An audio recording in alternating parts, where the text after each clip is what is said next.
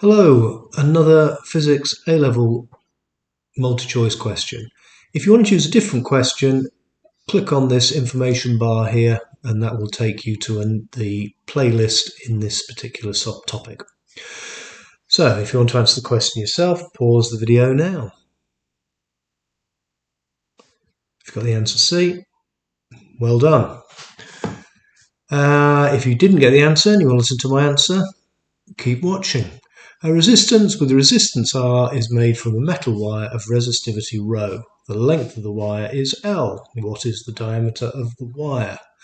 So it's just a little bit, we've got a whole set of equations here, and it's going to be a bit of algebra involved in this question.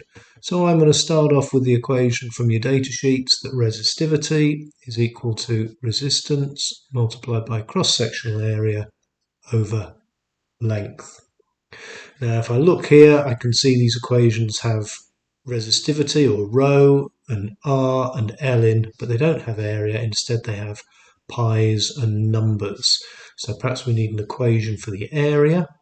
So the area of a circle is pi r squared. And if you weren't aware, it's also pi d squared over 4.